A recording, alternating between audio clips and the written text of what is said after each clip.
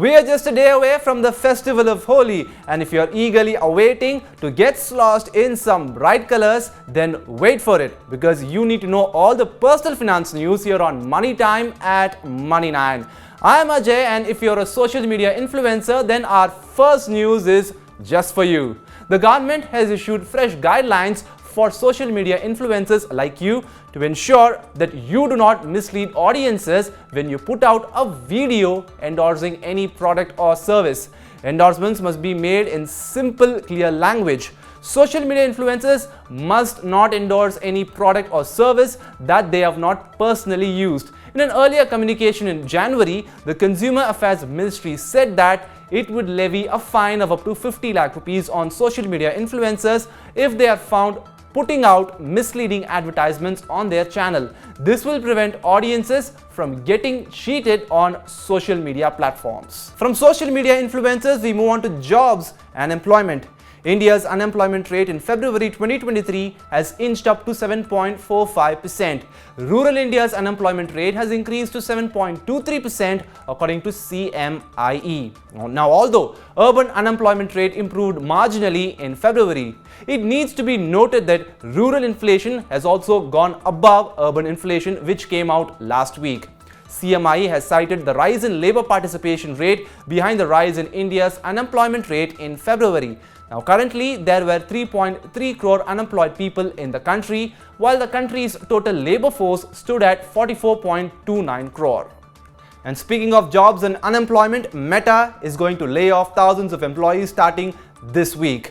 Earlier in November last year, the company had fired 11,000 employees, which constituted 13% of its workforce. As the global slowdown looms, more and more companies are opting for job cuts. So far, Amazon, Google, Microsoft, Twitter all have trimmed their workforce to save operational costs.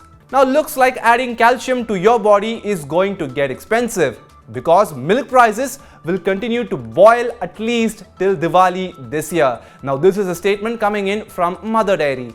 Now, the reason for this is due to the rising cost of cattle feed and other raw materials. Dairy players like Mother Dairy and Amul have hiked milk prices multiple times since last year. According to media reports, there was some drop in milk production in a few regions because of the spread of the lumpy skin disease among livestock.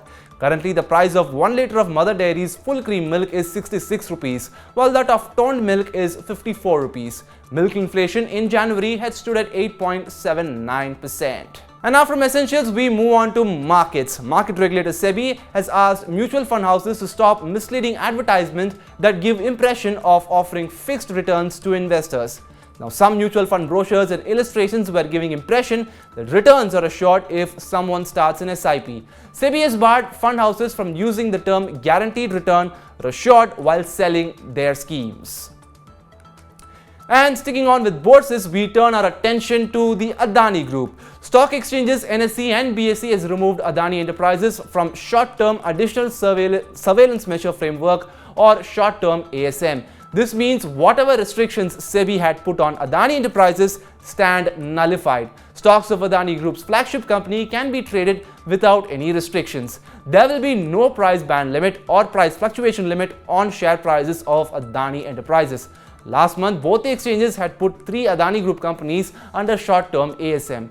These were Adani Enterprises, Adani Ports and Ambuja Cements. However, APSEZ and Ambuja Cements were removed from the ASM framework on February 13. Alright, our next news is on Digital India, and this relates to India's digital payment transactions, which are making new highs every day. According to RBI Governor Shaktikanta Das, not only UPI but also NEFT has made a new record of more than 3 crore daily transactions. When it comes to UPI, as of January 2023, 804 crore UPI transactions were made, clocking value of close to almost 13 lakh crore rupees. Das also said that with the current digital infrastructure, 100 crore UPI transactions are processed every day. Apart from this, for the first time in the country, the total digital payments crossed 1000 crore mark in the last 3 consecutive months from December 2022 to February 2023. Das said, India's payment systems are talked about globally. several countries have shown interest to replicate the success story of Digital India. And moving on now from digital transactions into gold, Director General of Bureau of Indian Standard Pramod Kumar Tiwari said that the government is planning to make hallmarking of gold bullion mandatory in the country. Hallmarking of gold jewelry is already mandatory, and now hallmarking of gold bullion will also be made mandatory. Tiwari said that gold bullion is a raw material used in manufacturing of jewelry. From gold, we move on to insurance. G. Srinivasan, Director of the National Insurance Academy, has said that insurance industry is going a sea of change in India. Insurance companies will launch more and more personalized products as we march ahead.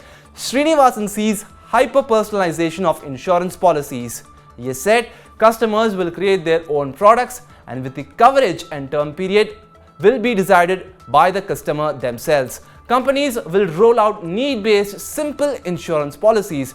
Due to the use of technology, insurance products will be delivered in no time. Use of robotic automated processes will enable insurers to approve policies right at the point of sale. And now we come to the last news of this bulletin. Sebi has rejected Fincare Small Finance Bank's pitch for floating its IPO. The reasons for rejection are still unknown. According to draft papers filed by the Small Finance Bank, the IPO comprised of fresh issue of equity shares worth up to 625 crore rupees and rest being OFS.